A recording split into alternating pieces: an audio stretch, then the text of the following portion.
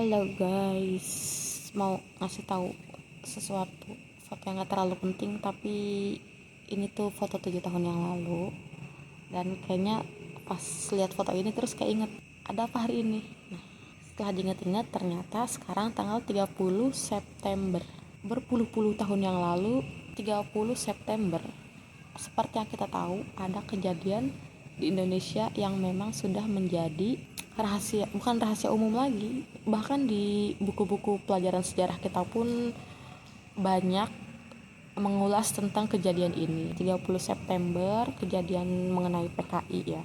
Aku pernah mengutip, hari ini tuh kenapa sih gak dijadiin hari HAM Indonesia aja?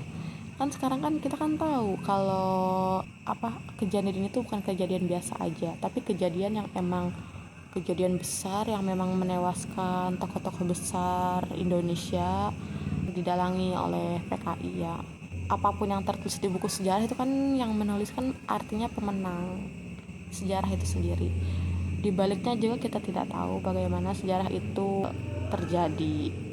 Di cerita-cerita buku atau di tulisan orang-orang yang menang ya, tanda kutip, di situ tuh hanya menceritakan 7 jenderal tanpa menuliskan upaya pemberantasan PKI puluhan ribu orang di seluruh Indonesia.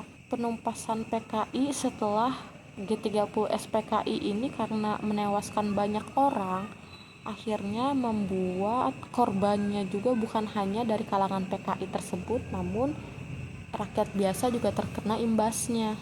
Yang dilakukan PKI ketika 30 September itu memang kejam. Seperti yang kita tahu, balas dendam ketika itu harusnya dilakukan dengan cara balas dendam dengan hukum yang sudah ada di Indonesia.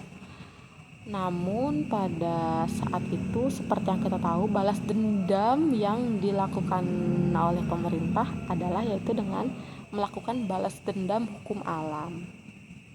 Karena kan kita tahu zaman dulu itu sudah menganut hukum Indonesia yang diambil dari Belanda sejak sebelum kemerdekaan pun sudah dipakai.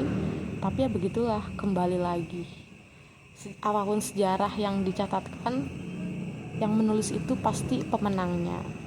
Jadi sebelum kita menelan kisah secara bulat-bulat, lebih baik kita cross check terlebih dahulu sejarah tersebut. Aku juga nggak tahu sih, tapi ya gitu aja kali ya. Thank you, bye bye.